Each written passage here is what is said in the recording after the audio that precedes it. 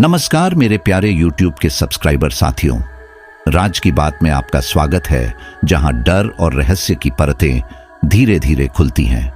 दोस्तों, अंधेरे से घिरा मणिकर्णिका घाट, जलती चिताओं की रहस्यमयी लपटें और हवाओं में गूंजती भूतियां चीखें। राहुल राणा, एक जांबाज इंस्पेक्टर जिसने इस घाट की अनसुलझी कहानियों को नकार दिया था, आज उसी की परछाइयों में फंस चुका है। एक अनजानी आत्मा उसे पुकार रही है। क्या यह किसी भूले बिसरे अन्याय की गूंज है या फिर किसी भयावह सच का संकेत? जैसे जैसे राहुल गहराई में उतरता है, उसे एहसास होता है कि यह सिर्फ एक डरावनी रात नहीं, बल्कि एक बेमिसाल दर्द और बदले की कहानी है। क्या वह इन आत्माओं को शांति दिला पाएगा या फिर खुद भी उन्हीं में शामिल हो जाएगा? कहानी को शुरू से अंत तक सुनिएगा।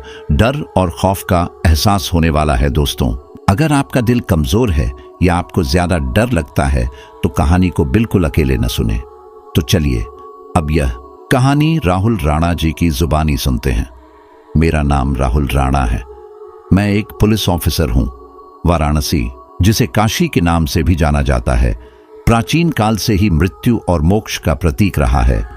इस शहर में गंगा के किनारे स्थित मणिकर्णिका घाट एक ऐसा स्थान है जहां हर समय चिताएं जलती रहती हैं। मान्यता है कि यहां मृत्यु मोक्ष की ओर ले जाती है। लेकिन घाट की कहानियां सिर्फ मोक्ष की नहीं, बल्कि अनदेखे और अज्ञात रहस्यों की भी हैं।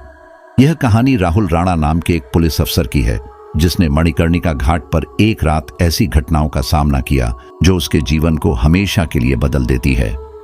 इस रात का हर एक क्षण उसके लिए चुनौती और भय से भरा हुआ था। यह घटना केवल एक पुलिस केस नहीं, बल्कि उसके खुद के जीवन का सबसे बड़ा रहस्य बन गई। राहुल राणा 35 वर्षीय एक सख्त और कर्तव्यनिष्ठ पुलिस अधिकारी था, जिसका नाम वाराणसी पुलिस बल में अत्यंत सम्मान के साथ लिया जाता था। 10 वर्षों के पुलिस करियर में उसने कई खतरनाक और जटिल अपराधियों को पकड़ा था। वह एक दृढ़ निश्चयी, अनुशासित और जिम्मेदार अधिकारी था, जिसने कभी किसी चुनौती से मुंह नहीं मोड़ा। राहुल अपने काम को बहुत गंभीरता से लेता था और अपराध के खिलाफ उसकी नफरत उसके कठोर रवैये में झलकती थी। वाराणसी की तंग गलियों और गंगा के किनारे बसे घाटों पर उसका खास अनुभव था। घाटों की तस्करी, चोरी और कभी-कभी हत्या जैसे गंभीर मामलों से वह निपट चुका था, लेकिन राहुल के लिए कानून और तर्क ही सबसे महत्वपूर्ण थे। वह आत्माओं, भूत प्रेत और अन्य किसी अंधविश्वास पर बिल्कुल विश्वास नहीं करता था। उसकी पारिवारिक पृष्ठभूमि एक सामान्य मध्यम वर्गीय परिवार से थी।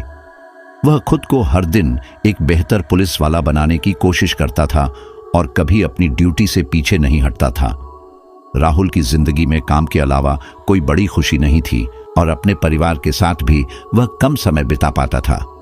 उसकी पत्नी सीमा अक्सर उससे शिकायत करती थी कि वह घर पर बहुत कम समय देता है, लेकिन राहुल के लिए काम ही उसकी प्राथमिकता थी। राहुल ने वाराणसी के घाटों पर कई बार गश्त की थी, लेकिन मणिकर्णिका घाट को लेकर उसके मन में हमेशा एक अनजाना डर और असहजता थी। हालांकि वह इस डर को कभी जाहिर नहीं करता, लेकिन मणिकर्णिका घाट की कहानियों को वह हमेशा बेतुका मानता था। उसके लिए मणिकर्णिका घाट सिर्फ एक और जगह थी जहां उसकी ड्यूटी लगती थी। राहुल का मानना था कि इंसान जो देखता और समझता है वही सच है। वह चीजों को तर्क और विज्ञान के नजरिए से देखता था, लेकिन वह यह नहीं जानता था कि मणिकर्णिका घाट पर बिताई एक रात उसके जीवन को पूरी तरह से बदल कर रख देगी। रात का समय था। ठंडी हवा गंगा के किनारे मणिकर्णिका घाट पर बह रही थी और चिताओं से उठता धुआं आसमान में घुल रहा था। राहुल राणा की उस दिन मणिकर्णिका घाट पर ड्यूटी लगी थी। राहुल कई बार इस घाट पर गश्त कर चुका था, लेकिन आज की रात कुछ अलग लग रही थी। यह दिसंबर की ठिठुरती रात थी और आसमान में हल्की धुंध छाई हुई थी। घाट पर सन्नाटा था और सिर्फ चिताओं की जलती हुई आग और दूर से आती गंगा की लहरों की आवाज गूंज रही थी। करीब रात के 11 बजे राहुल अपनी पुलिस जीप से उतरा। हाथ में टॉर्च लिए उसने घाट की ओर देखा। जलती हुई चिताओं की रोशनी उसकी आंखों को चुभने लगी थी। वहां हमेशा की तरह चंद पुजारी और कुछ लोग अंतिम संस्कार के लिए खड़े थे। लेकिन राहुल को आज घाट पर कुछ अजीब सा महसूस हो रहा था। हवा में एक अनजाना सा तनाव और भारीपन था, जैसे वहां कुछ अनहोनी होने वाली हो। राहुल की वर्दी की जेब में रखा वायरलेस अचानक खड़खड़ाने लगा। उसने उसे उठाया तो उधर से कंट्रोल रूम की आवाज आई। तब हमें सूचना मिली है कि घाट पर कुछ संदिग्ध गतिविधियां देखी गई हैं। तुम अपने आसपास नजर रखो, राहुल ने उत्तर दिया। जी, मैं देखता हूं। राहुल ने वायरलेस सेट बंद किया और मणिकर्णिका घाट की सीढ़ियों की ओर बढ़ने लगा। घाट पर एक दो लोग अब भी अंतिम संस्कार की प्रक्रिया में लगे हुए थे, लेकिन राहुल का ध्यान वहां नहीं था। उसे घाट के दूसरे कोने से अजीब सी आवाजें सुनाई दे रही थीं, जैसे कोई धीमे धीमे बड़बड़ा रहा हो। उसकी छठी इंद्री उसे बार बार चेतावनी दे रही थी कि कुछ असामान्य है। वह आवाज की दिशा में बढ़ने लगा। जैसे ही वह घाट के उस कोने में पहुंचा, उसकी टॉर्च की रोशनी झटके से मध्यम पड़ गई। राहुल रुका और चारों ओर देखा। वहां किसी के होने का एहसास था, पर आसपास कोई नहीं दिख रहा था। ठंड बढ़ती जा रही थी और उसकी पीठ पर पसीना आने लगा। उसने अपने दिमाग को शांत करने की कोशिश की, लेकिन एक अजीब सी बेचैनी उसके भीतर घर कर रही थी। राहुल ने टॉर्च को एक बार फिर चालू किया, लेकिन अचानक उसे घाट के एक और कोने में कुछ हलचल दिखाई दी। एक आदमी जो पूरी तरह से सफेद कपड़ों में लिपटा हुआ था, घाट के पास चुपचाप खड़ा था। राहुल ने उस पर टॉर्च की रोशनी डाली, लेकिन उस आदमी की आंखें चमकती हुई सी दिखीं। ऐसा लगा कि वह राहुल को ही घूर रहा हो। राहुल ने उसके पास जाकर पूछा, कौन हो तुम? यहां इतनी रात को क्या कर रहे हो? लेकिन उस आदमी ने कोई जवाब नहीं दिया। उसकी आंखों की चमक अब और भी गहरी हो गई थी और उसकी चुप्पी ने राहुल के भीतर एक डर पैदा कर दिया। राहुल ने एक कदम आगे बढ़ाया, लेकिन जैसे ही उसने ऐसा किया, वह आदमी धीरे धीरे पीछे हटने लगा और अचानक घाट के अंधेरे में गायब हो गया। राहुल ने तेजी से इधर उधर देखा, पर वहां कोई नहीं था। उसकी सांसें तेज हो गईं। यह सब क्या था? क्या उसकी आंखों ने धोखा खाया था या वास्तव में कुछ असामान्य था? राहुल को अपने ऊपर से नियंत्रण फिसलता हुआ महसूस हुआ। उसने एक गहरी सांस ली और सोचा कि यह सब शायद उसकी थकान का नतीजा है, लेकिन उसके मन में सवाल उठने लगे थे। आखिर वह आदमी कौन था? उसे घाट की ओर एक बार फिर ध्यान से देखना पड़ा। जलती हुई चिताओं की लपटों में उसे कई परछाइयां दिखाई दे रही थीं, लेकिन अब उसे समझ में नहीं आ रहा था कि वे परछाइयां इंसानी हैं या कुछ और। हवा में एक असहनीय ठंडक और अजीब सी बदबू फैलने लगी थी। तभी घाट के पीछे से एक ठंडी आवाज आई। यह आवाज किसी महिला की थी जो स्पष्ट रूप से कुछ कह रही थी। राहुल ने अपनी टॉर्च उस दिशा में घुमाई, लेकिन कुछ भी साफ नहीं दिखा। उसकी धड़कनें अब तेज हो गई थीं। उसने महसूस किया कि घाट का माहौल अब पूरी तरह बदल चुका है। वह अब न केवल संदिग्ध गतिविधियों की जांच कर रहा था, बल्कि खुद को एक अजीब रहस्य के केंद्र में पा रहा था। रहस्यमयी रात बस शुरू हुई थी। राहुल का दिल अब पहले से ज्यादा तेजी से धड़क रहा था। मणिकर्णिका घाट का अजीब सन्नाटा और ठंड उसे भीतर तक झकझोर रही थी। गंगा की लहरें घाट से टकराकर एक अजीब सी आवाज पैदा कर रही थीं और चारों ओर एक अदृश्य भय का माहौल बन चुका था। राहुल ने अपने वायरलेस पर फिर से कॉल करने की कोशिश की, लेकिन इस बार कोई सिग्नल नहीं मिल रहा था। उसे अब समझ में आ गया था कि वह इस घाट पर अकेला था, लेकिन इस सन्नाटे के बीच उसे ऐसा लग रहा था कि कोई और भी उसकी हर हरकत पर नजर रख रहा है। अचानक उसकी टॉर्च की रोशनी फिर से मध्यम पड़ने लगी। राहुल को लगा कि उसकी टॉर्च की बैटरी खत्म हो रही है, लेकिन बैटरी तो पूरी तरह से चार्ज थी। उसने अपने पैरों के नीचे की पीढ़ियों पर किसी की आहट सुनी, जैसे कोई उसके पीछे आ रहा हो। वह तेजी से मुड़ा, लेकिन वहां कोई नहीं था। घाट की ठंडी हवाएं अब और भी भयानक महसूस होने लगीं। उसकी सांसें तेज हो रही थीं और उसे अपने शरीर में घबराहट का अनुभव होने लगा था। राहुल ने घाट के एक और कोने की ओर बढ़ना शुरू किया। हर कदम के साथ उसे लगता था कि कोई उसके पीछे छिपकर उसे देख रहा है। तभी उसने अचानक देखा कि एक छोटा कागज का टुकड़ा घाट की सीढ़ियों पर पड़ा हुआ था। उसने अपनी टॉर्च से उसे रोशनी में देखा। यह कागज नया नहीं था, बल्कि फटा हुआ और जला हुआ लग रहा था, जैसे इसे किसी ने जानबूझकर जला दिया हो। राहुल ने उसे उठाया और जैसे ही वह उसे ध्यान से देखने लगा, उस पर कुछ लिखा हुआ पाया। कागज पर बुरी तरह से जले हुए अक्षर थे, लेकिन एक वाक्य साफ साफ दिख रहा था, तूने देख लिया है, अब तुझे मोक्ष नहीं मिलेगा। राहुल के चेहरे पर पसीना आने लगा। यह वाक्य पढ़ते ही उसके मन में अनगिनत सवाल उठने लगे। यह कागज किसने छोड़ा और इसका मतलब क्या था? तूने देख लिया है, आखिर उसने ऐसा क्या देख लिया था? उसकी धड़कनें अब और तेज हो गईं और वह अपने चारों ओर देखने लगा, लेकिन कोई भी वहां दिखाई नहीं दे रहा था। उसे लगा कि यह सब किसी का बुरा मजाक हो सकता है, लेकिन घाट की रहस्यमय हवा में यह मजाक भी अब खतरनाक सा लगने लगा था। राहुल ने वायरलेस पर फिर से कोशिश की, लेकिन अब भी सिग्नल गायब था। उसने तय किया कि घाट पर गश्त पूरी करके लौट जाना चाहिए, लेकिन उसके मन में यह सवाल अब भी घूम रहा था कि यह कागज किसने छोड़ा और क्यों। वह धीरे धीरे घाट के और गहरे हिस्से की ओर बढ़ने लगा। तभी उसकी टॉर्च की रोशनी अचानक बंद हो गई और एक पल के लिए सब कुछ अंधेरे में डूब गया।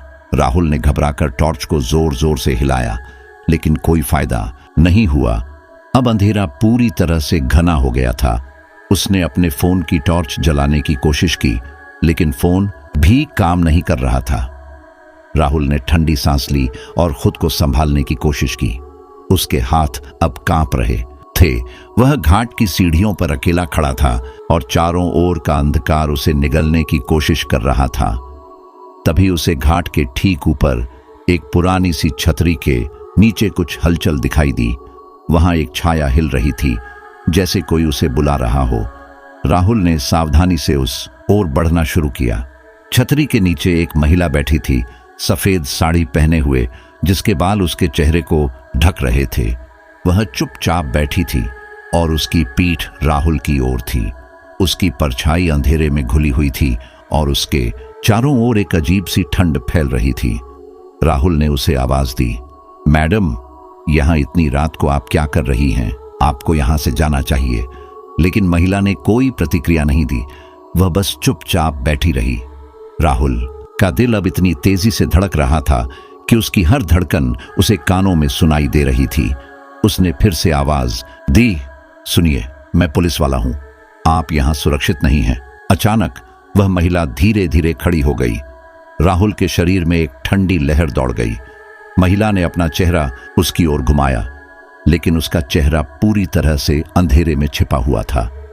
उसकी आंखें गहरे अंधकार में डूबी हुई थीं और एक क्षण के लिए राहुल को ऐसा महसूस हुआ कि वह एक जीवित इंसान नहीं, बल्कि एक परछाई को देख रहा था। महिला ने धीरे धीरे अपना हाथ राहुल की ओर बढ़ाया और उसके होठों से केवल एक शब्द निकला, भाग। राहुल के शरीर में जैसे बिजली दौड़ गई। उसे समझ में नहीं आ रहा था कि यह सब क्या हो रहा है, लेकिन उसने तुरंत वहां से भागने का फैसला किया। जैसे ही वह पलटा और भागने लगा, उसे पीछे से किसी की तेज हंसी सुनाई दी। यह हंसी ठंडी और डरावनी थी, जैसे किसी ने उसकी रीढ़ की हड्डी तक को जमा दिया हो। राहुल बिना पीछे देखे तेजी से घाट की सीढ़ियों से भागने लगा। उसकी सांसें तेज हो रही थीं और उसे महसूस हो रहा था कि पीछे से कोई उसका पीछा कर रहा है। राहुल ने जैसे ही घाट से दौड़ना शुरू किया, उसके कानों में एक तेज सीटी की आवाज गूंजने लगी। उसे ऐसा लगा कि हर कदम के साथ पीछे से कोई उसे तेजी से पकड़ने की कोशिश कर रहा है। लेकिन जब उसने एक बार पीछे मुड़कर देखा तो वहां कुछ भी नहीं था। घाट की सीढ़ियों पर उसके कदमों की आवाज, गंगा की लहरों से टकराती हुई रहस्यमयी हवा और अब वह डरावनी हंसी, सब मिलकर एक भयानक माहौल बना रहे थे। राहुल अब घाट से दूर भाग रहा था, लेकिन रास्ते में उसे फिर से कुछ असामान्य दिखा।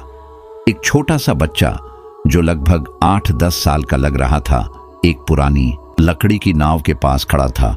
राहुल को यह अजीब लगा कि इतनी रात को जब घाट पर सन्नाटा पसरा हुआ है, कोई बच्चा वहां अकेला क्यों होगा। राहुल ने अपनी हिम्मत जुटाकर बच्चे की ओर देखा और धीरे धीरे उसकी ओर बढ़ने लगा। बच्चा अजीब तरीके से नाव की रस्सी को घुमा रहा था और उसकी नजरें गंगा की ओर थीं। राहुल ने पास पहुंचकर पूछा, बेटा, यहां इतनी रात को क्या कर रहे हो? तुम्हारे माँ बाप कहाँ हैं? बच्चे ने धीरे से अपना सिर घुमाया। उसकी आंखें गहरी, खाली और अनजान सी थीं, जैसे उनमें कोई जीवन ना हो। उसने राहुल को सीधा देखा, लेकिन कोई जवाब नहीं दिया।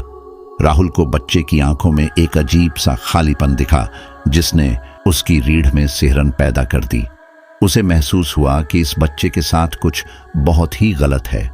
अचानक बच्चे के होंठ हिले और वह धीमी आवाज में बोला, यहां से चले जाओ। मां कहती है, जो यहां रुकता है वह कभी वापस नहीं जाता। राहुल ने कुछ पल के लिए शब्दों को समझने की कोशिश की। वह ठिठक गया। उसके सामने यह छोटा बच्चा बेहद सामान्य सा लग रहा था, लेकिन उसकी बातों में कुछ ऐसा था जो राहुल को अंदर तक हिला गया। उसने जल्दी से बच्चे की तरफ बढ़ने का फैसला किया, लेकिन तभी बच्चा धीरे धीरे पीछे की ओर खिसकने लगा और कुछ ही पलों में पूरी तरह से गायब हो गया, जैसे वह कभी वहां था ही नहीं। राहुल हक्का बक्का रह गया। यह कैसे हो सकता है? क्या मैंने सचमुच एक बच्चे को देखा था या यह मेरी कल्पना थी? उसका दिमाग अब सवालों से घिर चुका था और वह अपने अनुभवों को समझने में असमर्थ था। उसे चारों ओर की हर चीज अब अजीब लगने लगी थी। राहुल घाट से थोड़ा आगे बढ़ा और अचानक उसे अपने बाएं हाथ पर जलन महसूस हुई। उसने देखा कि उसकी कलाई पर गहरे लाल रंग का निशान उभर रहा था, जैसे किसी ने उसकी कलाई को कसकर पकड़ लिया हो। उसने इसे अनदेखा किया और आगे बढ़ने लगा, लेकिन हर कदम पर उसे महसूस हो रहा था कि कोई अदृश्य शक्ति उसे यहां रोकना चाह रही है। तभी गंगा की लहरों में एक जोरदार हलचल हुई। राहुल ने झटके से नदी की ओर देखा। पानी में हलचल इतनी ज्यादा थी जैसे कोई बड़ा पत्थर गिरा हो, लेकिन वहां कुछ भी दिखाई नहीं दे रहा था। उसकी आंखें पानी की ओर टिक गईं। कुछ पल के लिए लहरें सामान्य हो गईं, लेकिन तभी पानी में एक आकृति उभरने लगी। यह आकृति धीरे धीरे स्पष्ट हो रही थी और राहुल को साफ साफ दिखाई देने लगा कि यह किसी इंसान की आकृति है। उस आकृति का चेहरा विकृत था, जैसे वह पानी में डूब चुकी आत्मा हो। वह धीरे धीरे राहुल की ओर बढ़ने लगी। राहुल की सांसें थम गईं। उसके पैरों में जैसे जान ही नहीं बची थी। वह वहां से हिल भी नहीं पा रहा था। उसकी टॉर्च अब भी बंद थी और वह पूरी तरह से अंधेरे और डर के बीच जकड़ा हुआ था।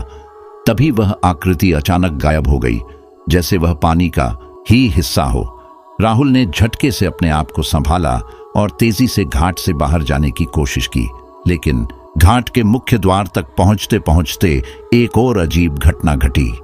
गंगा के किनारे बंधी नावों में अचानक तेजी से हलचल होने लगी। सभी नावें जो पानी में स्थिर थीं, बिना किसी कारण जोर जोर से हिलने लगी, जैसे किसी अदृश्य ताकत ने उन्हें खींच लिया हो। राहुल ने देखा कि एक नाव घाट के किनारे से खुद ब खुद हिल रही थी। उसकी आंखों के सामने कुछ ऐसा घट रहा था जिसे वह तर्क से नहीं समझ सकता था। वह एक बार फिर भागने की कोशिश करने लगा, लेकिन उसके रास्ते में वही सफेद साड़ी वाली महिला फिर से प्रकट हो गई। इस बार उसका चेहरा स्पष्ट दिखाई दे रहा था। उसका चेहरा भयावह रूप से विकृत था और उसकी आंखों से खून जैसा लाल तरल बह रहा था। राहुल अब पूरी तरह से जड़ हो चुका था। महिला ने राहुल की ओर इशारा करते हुए एक ठंडी आवाज में कहा, तूने सब देख लिया है, अब तू यहां से नहीं जा सकता। राहुल के पैरों ने जैसे काम करना बंद कर दिया था। वह समझ नहीं पा रहा था कि अब क्या करे। उसकी सोचने समझने की शक्ति मानो खत्म हो चुकी थी। उस रात की अजीब घटनाएं एक पहेली की तरह उसके सामने खड़ी थीं और उसे यह समझ में नहीं आ रहा था कि वह इस जाल से कैसे बाहर निकले। राहुल की सांसें तेज हो रही थीं। दिल की धड़कनें अब हर पल बढ़ती जा रही थीं। वह उस डरावनी महिला को देख ही रहा था कि अचानक वह महिला एक तेज चीख के साथ हवा में घुलकर गायब हो गई। राहुल ने एक पल के लिए सोचा कि शायद अब यह डरावनी रात खत्म हो जाएगी, लेकिन तभी उसने घाट के पीछे एक और परछाई को देखा। एक बेहद बूढ़ी औरत धीरे धीरे उसकी ओर आ रही थी। वह झुकी हुई थी, एक हाथ में लकड़ी की छड़ी थी और उसकी चाल बहुत धीमी और भारी थी, मानो उसके हर कदम में सदियों का बोझ हो। राहुल ने महसूस किया कि इस औरत की उपस्थिति बाकी सबसे अलग थी। उसकी चाल में डर तो था, लेकिन वह डर कुछ अलग ही तरह का था। ऐसा लगता था जैसे वह उसे किसी अनदेखे खतरे से बचाने के लिए आ रही हो। बूढ़ी औरत राहुल के करीब आई और उसने अपनी सूखी कांपती हुई आवाज में कहा, तू यहां क्यों आया बेटा? यह जगह तेरे लिए नहीं है। यह घाट सिर्फ उन्हीं का है जो जाने वाले हैं।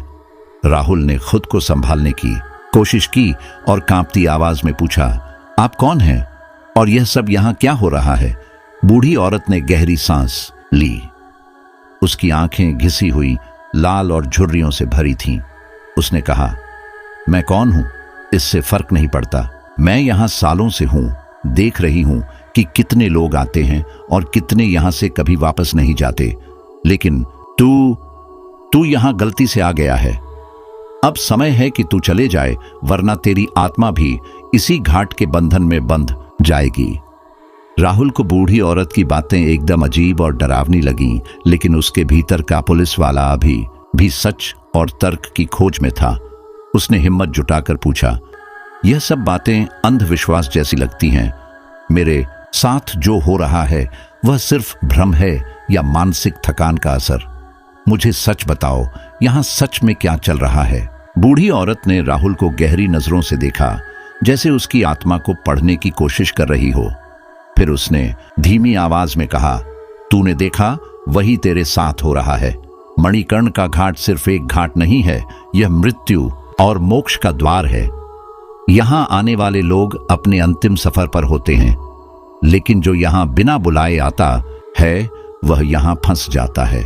तूने वह देखा है जो तुझे नहीं देखना चाहिए था। आत्माएं जो मोक्ष के इंतजार में हैं, अब वे तुझे भी अपने साथ खींचना चाहती हैं। राहुल का मन अब पूरी तरह से विचलित हो चुका था। उसे समझ नहीं आ रहा था कि वह किस तरह की उलझन में फंस गया है। उसने देखा कि बूढ़ी औरत के हाथ में एक छोटा सा लाल धागा था। उसने वह धागा राहुल की ओर बढ़ाते हुए कहा, अगर तुझे अपनी जान बचानी है तो यह धागा अपने हाथ में बांध ले और इस घाट से अभी भाग जा। देर कर दी तो यह आत्माएं तुझे भी यहां कैद कर लेंगी। राहुल ने पहले हिचकिचाते हुए धागे को देखा, फिर उस बूढ़ी औरत की गंभीर आंखों में झांका। उसकी आंखों में सच्चाई और चेतावनी थी। वह पूरी तरह से समझ चुका था कि यह सब कुछ उसके वश में नहीं था। उसने वह लाल धागा ले लिया और अपनी कलाई पर बांध लिया। उसकी उंगलियां अब भी कांप रही थीं, लेकिन उसके भीतर एक नई उम्मीद की किरण जागी थी। बूढ़ी औरत ने कहा, यह धागा तुझे कुछ समय के लिए बचा सकता है, लेकिन तू यहां से जितनी जल्दी हो सके निकल जा। इन आत्माओं को तूने जगा दिया है और अब वे चैन से नहीं बैठेंगी। गंगा के पानी में जो तूने देखा वह सिर्फ शुरुआत थी। राहुल ने उसके शब्दों को पूरी गंभीरता से लिया। उसने तेजी से चारों ओर देखा। घाट अब पहले से ज्यादा भयावह और भयानक दिख रहा था। चिताओं की आग पहले से और तेज जल रही थी और आसपास का सन्नाटा उसे काटने के लिए काफी था।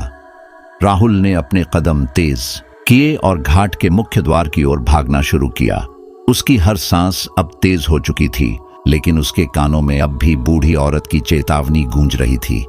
जैसे ही वह मुख्य द्वार के करीब पहुंचा, उसे एक और तेज चीख सुनाई दी। यह वही डरावनी हंसी थी जो उसने पहले सुनी थी।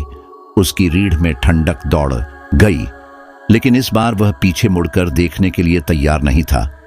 उसने सीधा दौड़ना शुरू किया, घाट के अंधेरे और रहस्यमय कोणों से दूर, उस दिशा में जहां उसे थोड़ी सी भी उम्मीद नजर आ रही थी। पर उसकी दौड़ आसान नहीं थी। घाट के रास्ते अब भी उसकी परीक्षा ले रहे थे। हर कोने में परछाइयां थीं जो उसकी ओर बढ़ रही थीं। हवा में विचित्र गंध फैली थी और उसके पीछे किसी के कदमों की आवाजें अब साफ सुनाई दे रही थीं। पर राहुल ने अपनी हिम्मत जुटाई और सिर्फ एक बात याद रखी, यह घाट उसे मोक्ष का नहीं, मौत का बुलावा दे रहा है और वह इस जाल में फंसने वाला नहीं था। राहुल भाग रहा था, लेकिन घाट की वह रात अब भी खत्म होने का नाम नहीं ले रही थी। गली मोहल्लों की टेढ़ी मेढ़ी पत्थरीली सड़कों पर दौड़ते हुए उसे लगने लगा था जैसे समय ने उसे कैद कर लिया हो। हर मोड़, हर गली उसे एक ही जगह ले आती, वापस मणिकर्णिका घाट के पास। उसकी कोशिशें नाकाम होती जा रही थीं। हर बार भागने पर उसे ऐसा लगता कि वह उसी डरावनी दुनिया में लौट रहा है जहां से वह निकलने की कोशिश कर रहा था। रास्ते के हर कोने में सन्नाटा पसरा था, लेकिन यह सन्नाटा उसे और भी बेचैन कर रहा था। हवाओं में अजीब सी सरसराहट थी और हर परछाई जैसे उसे घूर रही थी। राहुल की सांसें तेज हो रही थीं, शरीर में थकावट थी, लेकिन मानसिक संघर्ष ने उसे कमजोर कर दिया था। उसे लगने लगा कि यह रात उसकी आखिरी हो सकती है। भागते हुए राहुल ने एक और तंग गली का रुख किया जो उसे कभी न देखे हुए किसी दूसरे मोहल्ले में ले जा रही थी। अचानक उसे लगा कि उसके पीछे कुछ है। एक कदम, फिर दूसरा, हल्की सी आहट जो राहुल के हर कदम से मेल खा रही थी। उसने दौड़ते दौड़ते पीछे मुड़कर देखा, लेकिन अंधेरे में कुछ भी स्पष्ट दिखाई नहीं दिया। मगर फिर भी उसकी छठी इंद्रिय ने उसे सचेत कर दिया था कि वह अकेला नहीं है। उसके कानों में किसी की फुसफुसाहट सुनाई दी, मानो वे उसे कुछ बताना चाह रही हों। राहुल ने एक पल के लिए रुककर सुना और उसे महसूस हुआ कि उन आवाजों में बुढ़िया की आवाज भी थी। तू अब यहां से भाग नहीं सकता राहुल। बुढ़िया की धीमी आवाज उसके कानों में गूंज रही थी। यह रात तुझे छोड़ने वाली नहीं है, ये आत्माएं अब तुझे ढूंढ रही हैं। राहुल के दिल की धड़कन और तेज हो गई। उसकी आंखें चारों ओर घबराहट से घूम रही थीं, लेकिन उसे कुछ भी स्पष्ट नहीं दिख रहा था। उसे समझ नहीं आ रहा था कि वह कहां जाए। उसकी हर योजना विफल हो रही थी। तभी उसने एक पुरानी हवेली के अंदर से हल्की रोशनी देखी जो धुंधली सी थी, लेकिन इस सन्नाटे में उसे जैसे एक नई आशा की किरण लगी। राहुल ने तेजी से उस हवेली की ओर कदम बढ़ाए। हवेली पुराने जमाने की लग रही थी। दीवारें टूटी हुई, दरवाजे जर्जर, मगर रोशनी ने उसे खींच लिया। वह धीमे कदमों से हवेली के अंदर घुसा। अंदर एक भयानक सन्नाटा था, पर हर कोने से कुछ हलचल की आहट महसूस हो रही थी। अंदर पहुंचते ही उसे दरवाजे के पास एक काले रंग की छाया दिखाई दी जो तेजी से उसके सामने से गुजरी। राहुल ने अपनी टॉर्च चालू करने की कोशिश की, लेकिन वह अब भी काम नहीं कर रही थी। हवेली का कोना स्याह और अंधकारमय था। अचानक हवेली के एक कोने से किसी ने उसके नाम से पुकारा, राहुल, राहुल। ठिठक गया। यह आवाज जानी पहचानी थी। वह उस आवाज की दिशा में बढ़ा, लेकिन उसे कहीं कोई नजर नहीं आ रहा था। हवा में घुली हुई वह आवाज बार बार उसे पुकार रही थी, मानो कोई उसकी आत्मा को अपनी ओर खींचने की कोशिश कर रहा हो। अचानक हवेली के कमरे में हलचल हुई। फर्श की लकड़ी की पट्टियां चटकने लगीं और दीवारों पर अजीबोगरीब साए चलने लगे। राहुल का दिल अब जोर जोर से धड़कने लगा। उसने भागने की कोशिश की, लेकिन उसके पैर जकड़ गए थे, जैसे कोई अदृश्य ताकत उसे पकड़ रही हो। उसके कानों में बुढ़िया की चेतावनी अब और स्पष्ट हो गई थी, तू अब यहां से भाग नहीं सकता। उसे महसूस हो रहा था कि हवेली की हर दीवार, हर कोना उसे निगलने को तैयार था। उसकी आत्मा में एक डरावनी सिहरन दौड़ गई। उसने खुद को उस भयावह जगह से बाहर निकालने के लिए पूरी ताकत लगाई। किसी तरह अपने पैरों को आजाद किया और फिर बाहर की ओर भागा, लेकिन जैसे ही वह दरवाजे तक पहुंचा, दरवाजा बंद हो गया। हवेली के अंदर अजीब सी खामोशी छा गई। हवा पूरी तरह से थम चुकी थी, लेकिन उस खामोशी में राहुल की धड़कनों की आवाज गूंज रही थी। उसने दरवाजा खोलने की कोशिश की, लेकिन वह अंदर से बंद था और बाहर से कोई ताकत उसे खोलने नहीं दे रही थी। तभी हवेली के दूसरे छोर से जोरदार चीख सुनाई दी। ये वही महिला थी जिसे उसने घाट पर देखा था, सफेद साड़ी में लिपटी, विकृत चेहरे वाली। उसकी आंखों में फिर से वही लाल आभा थी और उसका चेहरा पहले से भी डरावना लग रहा था। वह महिला धीरे धीरे राहुल की ओर बढ़ रही थी, जैसे उसे अपने आगोश में लेना चाहती हो। राहुल के पैरों में जैसे कोई जान ही नहीं बची थी। उसका शरीर ठंड से कांप रहा था और वह समझ नहीं पा रहा था कि अब क्या करे। वह पूरी तरह जकड़ चुका था। उसकी आंखों के सामने सब कुछ धुंधला हो रहा था। उसे ऐसा महसूस हो रहा था कि यह रात कभी खत्म नहीं होगी और वह हमेशा के लिए इस भयानक दुनिया में फंस जाएगा। लेकिन अचानक कलाई पर बंधे लाल धागे ने हल्का सा ताप छोड़ा। उसकी गर्मी ने राहुल को जैसे फिर से जागृत कर दिया। उसने उस धागे को देखा और एक पल के लिए उसकी आंखों में उम्मीद की चमक लौटी। राहुल ने अपने भीतर की सारी ताकत इकट्ठी की और जोर से चीख कर दरवाजे को धक्का मारा। इस बार दरवाजा अचानक खुल गया और राहुल धड़ाम से बाहर गिर पड़ा। हवेली की हवा में गूंजती वह चीख अचानक शांत हो गई और वह महिला भी एक तेज हवा के झोंके में गायब हो गई। राहुल ने तुरंत उठकर दौड़ना शुरू किया। इस बार वह बिना रुके सीधा भाग रहा था, बिना पीछे मुड़े, बिना किसी और के बारे में सोचे। उसकी एकमात्र चिंता अब इस रात से बाहर निकलने की थी। गली मोहल्ले अब भी वही थे, लेकिन अब वे थोड़े कम भयावह लग रहे थे। राहुल ने खुद से कहा, शायद अब मैं इस रात से आजाद हो जाऊंगा। उसे यकीन था कि वह घाट से दूर जा रहा है, लेकिन जैसे ही उसने एक चौराहे पर पहुंचकर सड़क मोड़ना चाहा, उसका दिल धक से रह गया। सामने वही मणिकर्णिका घाट दिखाई दे रहा था। घाट पर जलती हुई चिता, धुआं और वही रहस्यमय सन्नाटा अब भी उसके सामने थे। राहुल की धड़कनें तेज हो गईं। वह दौड़ता चला गया, लेकिन हर बार जैसे ही वह किसी दूसरी दिशा में मुड़ता, फिर से घाट की ओर पहुंच जाता। वह बार बार भागने की कोशिश कर रहा था, लेकिन उसके कदम उसे हर बार वहीं वापस ले आते। मणिकर्णिका घाट, यह एहसास अब राहुल को पूरी तरह से जकड़ चुका था कि वह किसी भयानक चक्रव्यूह में फंस चुका है। वह जितनी कोशिश करता, उतनी ही तेजी से उस अंधकार और मौत की दुनिया में लौट आता। उसकी आंखों के सामने फिर से वही सफेद साड़ी वाली महिला की धुंधली परछाई उभरने लगी थी। घाट के आसपास का माहौल और डरावना होता जा रहा था और उसे अब समझ में आने लगा था कि यह रात कभी खत्म नहीं होगी। क्या यह सचमुच मेरी मौत का इंतजार कर रही है? राहुल ने खुद से सवाल किया। उसकी चेतना जैसे टूटने लगी थी और हर कदम उसे और गहरे भय में धकेल रहा था। उसके आसपास अब घाट की हर चिता उसे घूर रही थी और वह बुझती आग की लपटों में खुद को देख रहा था। राहुल ने एक आखिरी बार खुद को संभालने की कोशिश की। उसने घाट की और देखते हुए जोर से चिल्लाया, कौन हो तुम? मुझे क्या चाहिए? लेकिन उसकी आवाज घाट के सन्नाटे में घुलकर गायब हो गई। उसे कोई जवाब नहीं मिला। घाट की ओर से एक भारी धीमी आवाज गूंजने लगी। यह आवाज किसी अदृश्य शक्ति की थी जो राहुल को अपनी ओर खींच रही थी। उस आवाज में एक गहरी गंभीरता थी, जैसे कोई उसे हमेशा के लिए इस अजीब दुनिया में कैद करना चाहता हो। राहुल अब तक समझ नहीं पा रहा था कि क्यों वह बार बार घाट पर लौट आता है। उसके भागने के सारे रास्ते जैसे उसे बार बार उसी जगह वापस खींच लाते थे। लेकिन अब उसे धीरे धीरे एक गहरी सच्चाई का एहसास होने लगा था।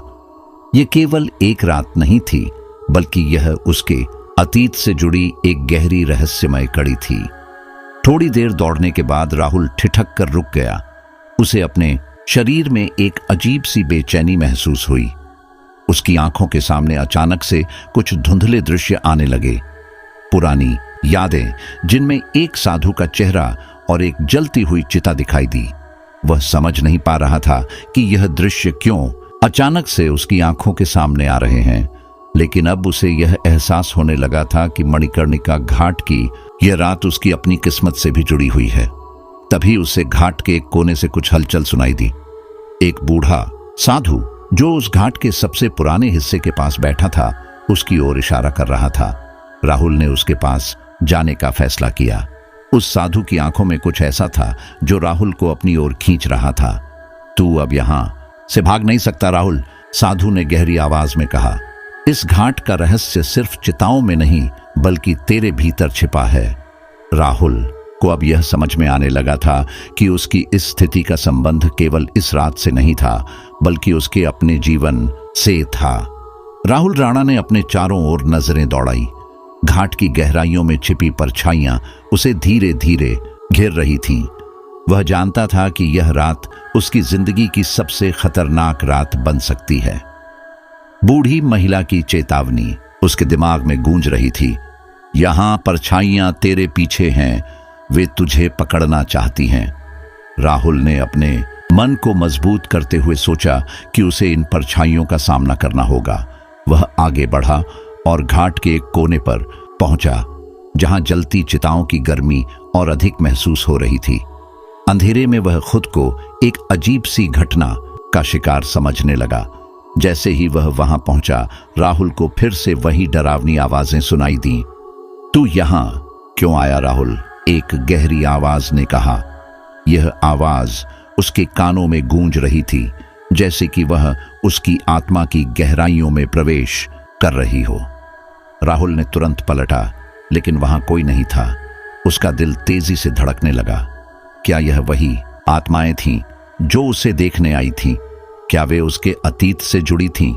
राहुल ने महसूस किया कि अब भागना कोई विकल्प नहीं था। उसे अपने अतीत का सामना करना होगा। वह अपने मन में छिपी हुई यादों को खंगालने लगा, वो यादें जो उसे अपने अतीत की ओर खींच रही थीं। 1 साल पहले राहुल ने एक केस की जांच की थी।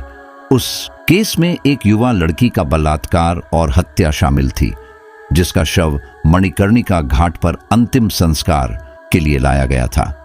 लड़की का नाम काजल था और उसके परिवार ने उसकी हत्या के लिए पुलिस पर कई आरोप लगाए थे।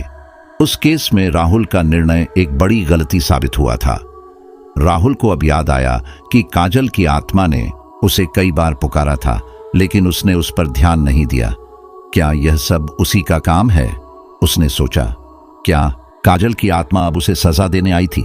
जैसे ही राहुल ने इस विचार पर ध्यान दिया, उसकी आंखों के सामने एक धुंधली परछाई उभरी। यह काजल की परछाई थी जो चिता के पास खड़ी थी। उसकी आंखों में गहरी दुख की छाया थी। राहुल ने देखा कि वह उसकी ओर देख रही थी, जैसे वह उससे कुछ कहना चाह रही हो। मैंने तुम्हें पुकारा था राहुल, काजल की आवाज फुसफुसाई। तुमने मेरी मदद नहीं की, अब तुम मेरी परछाई में फंसे हो। राहुल को अपनी गलती का एहसास हुआ।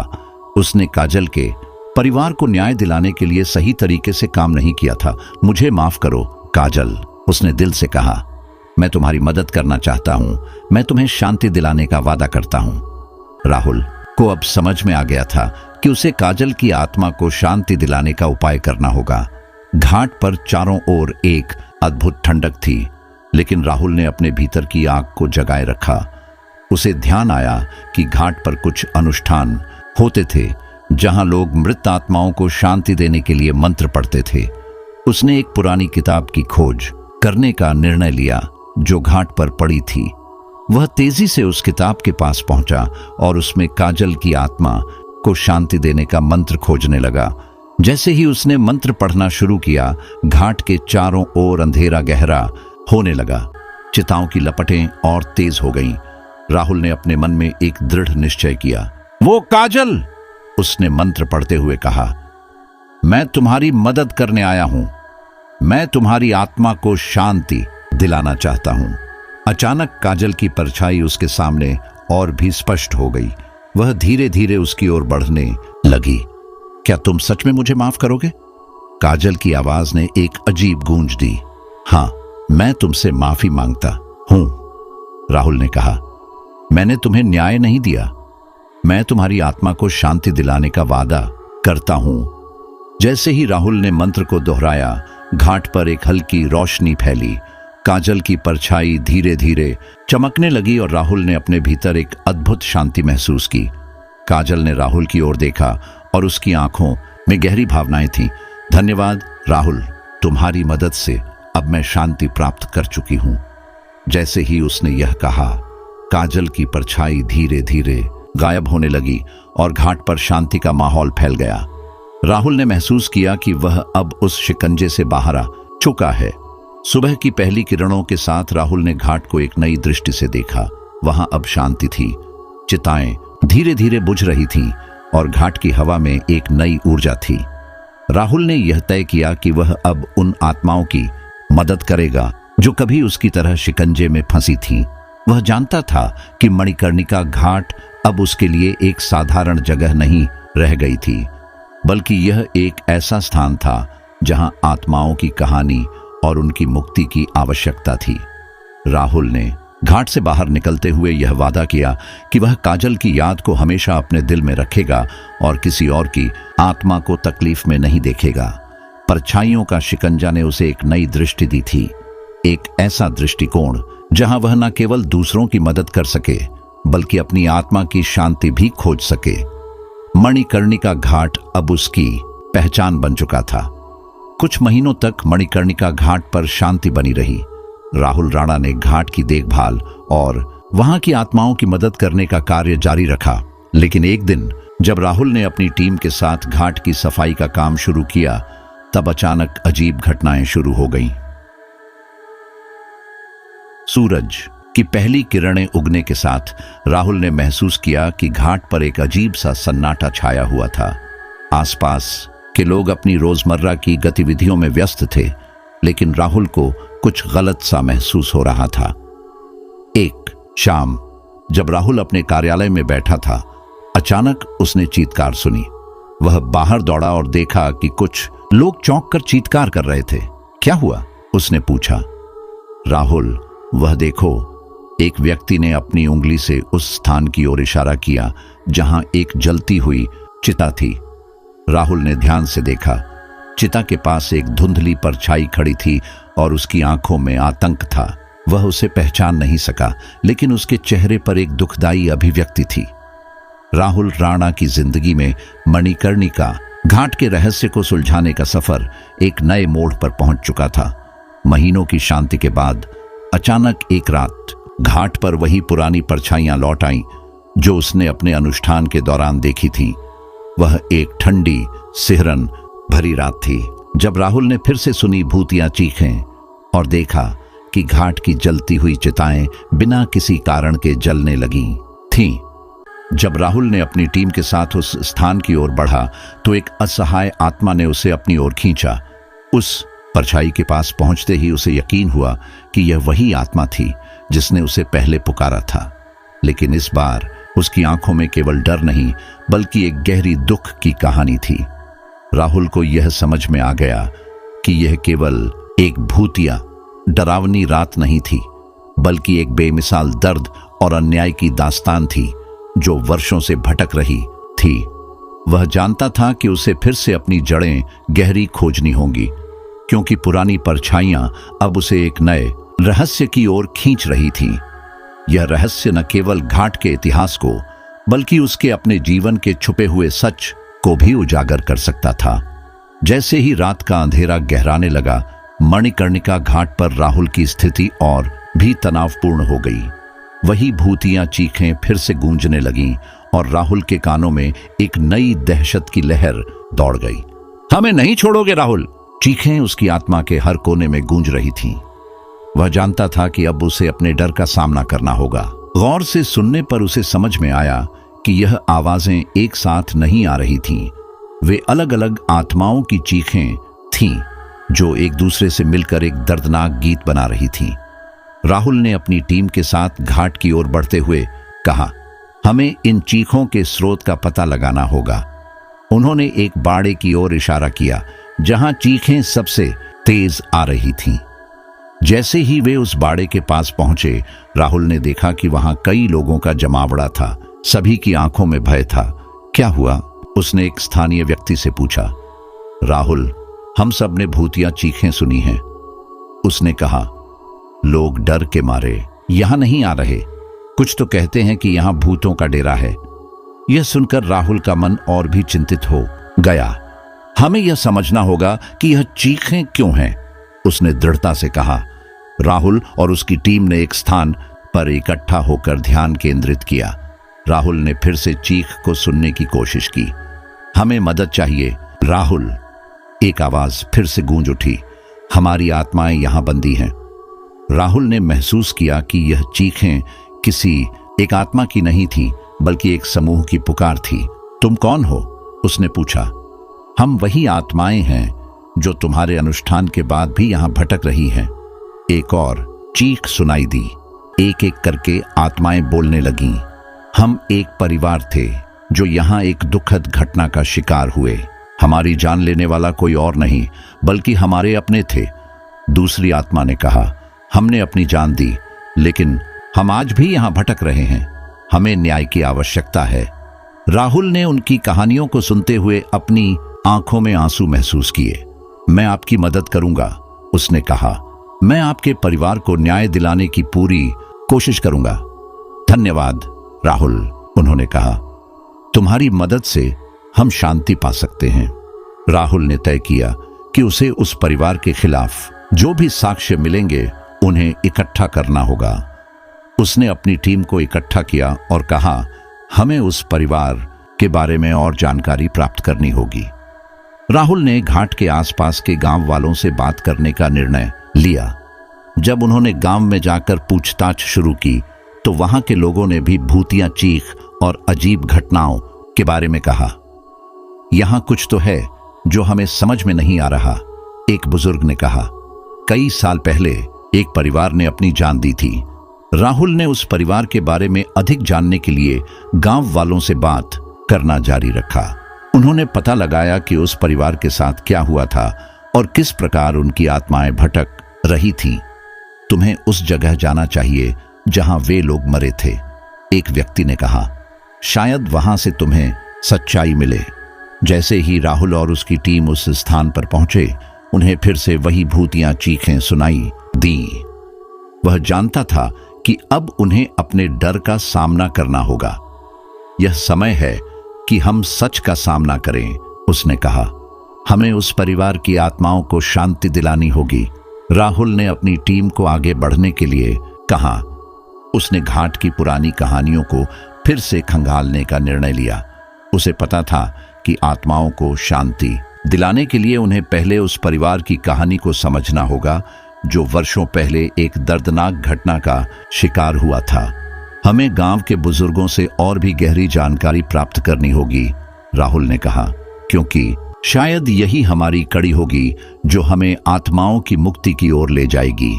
गांव में जाते ही राहुल और उसकी टीम ने कुछ बुजुर्गों से बातचीत शुरू की। एक बुजुर्ग महिला ने कहा, वह परिवार हमेशा से इस घाट के बारे में चर्चा करता था, लेकिन एक रात जब वे लौटे तो वे कभी नहीं आए। राहुल की आंखें चौड़ी हो गईं। क्या तुम जानती हो कि उस रात क्या हुआ था? उसने पूछा। हाँ, महिला ने एक ठंडी सांस ली। उन्हें एक पुरानी कड़ी का सामना करना पड़ा था। जो कुछ भी हुआ वह घाट के पुराने राज से जुड़ा था। राहुल ने महसूस किया कि उन्हें उस रात की घटनाओं की गहराई में जाना होगा। हमें उस स्थान पर जाना होगा जहां वह परिवार अंतिम बार देखा गया था, उसने कहा। जैसे ही वे उस स्थान की ओर बढ़े, राहुल ने महसूस किया कि घाट की हवा में एक अजीब सी चुप्पी थी। वहां एक ठंडी लहर दौड़ रही थी जो उसे हर कदम पर डराने लगी। राहुल और उसकी टीम उस स्थान पर पहुंचे जहां वह परिवार गायब हुआ था। वहां पर एक पुराना मंदिर था जो वर्षों से सूना पड़ा था। राहुल ने एक बुजुर्ग से सुना था कि उस मंदिर में एक प्राचीन किंवदंती थी जिसमें बताया गया था कि इस स्थान पर एक आत्मा का वास था जो अपनी मृत्यु के बाद भी अपनी कहानी को नहीं भूल सकी। यहां कुछ है, राहुल ने कहा। हमें इसकी खोज करनी होगी। मंदिर के अंदर जाते ही राहुल ने कुछ पुरानी चीजें देखी। वहां एक पुराना ताबीज था जिस पर अजीब सी लिखाई थी। उसे समझ में आया कि यह ताबीज उस आत्मा के लिए महत्वपूर्ण था। हमें इसे बाहर ले जाकर देखना होगा, उसने कहा। यह शायद हमें उस आत्मा की कहानी बताने में मदद करेगा। जैसे ही राहुल ने ताबीज को बाहर निकाला, अचानक एक तेज हवा का झोंका आया। वहां से चीखें और सिसकियां फिर से गूंजने लगी। राहुल को समझ में आया कि वह आत्मा अब जाग गई थी और उसे अपनी कहानी सुनानी थी। तुमने हमें जगाया है, एक धुंधली आवाज ने कहा। अब तुम्हें हमारी सच्चाई का सामना करना होगा। राहुल ने साहस दिखाया। हम तुम्हारी मदद के लिए यहां हैं। अपनी कहानी सुनाओ। हमने उस रात खतरनाक स्थिति का सामना किया, आत्मा ने कहा। हमारा परिवार हमें बचाने के लिए एक दूसरे से लड़ रहा था। हमें धोखा दिया गया था। आत्मा ने बताया कि उन्हें किसी करीबी द्वारा धोखा दिया गया था जिसने उनकी जान लेने की योजना बनाई थी। राहुल को समझ में आया कि यह वही रहस्य था जिसके लिए आत्माएं भटक रही थीं। क्या तुम हमें उस व्यक्ति का नाम बता सकती हो? राहुल ने पूछा। हाँ, वह तुम्हारे पास ही है, आत्मा ने कहा। तुम्हारे बीच कोई है जो तुम्हारी सहायता के लिए आया था, लेकिन उसकी नीयत सही नहीं है। जैसे ही राहुल ने अपनी प्रार्थना पूरी की, ताबीज ने एक और चमक छोड़ी। अचानक चारों ओर एक जादुई हलचल हुई। आत्माएं एक एक कर राहुल के चारों ओर आईं और उन्होंने अपना हाथ उसके कंधे पर रखा। धन्यवाद राहुल, उन्होंने कहा, तुमने हमें मुक्ति दिलाई। अब हम अपने अतीत को छोड़ सकते हैं। तो दोस्तों, यह थी हमारी आज की कहानी। आपको हमारी आज की कहानी कैसी लगी? कमेंट बॉक्स में कमेंट करके जरूर बताएं। बस आप अपना और अपने परिवार का ख्याल रखें, और अगर अभी तक चैनल को सब्सक्राइब नहीं किया है तो कृपया चैनल को सब्सक्राइब कर लीजिए।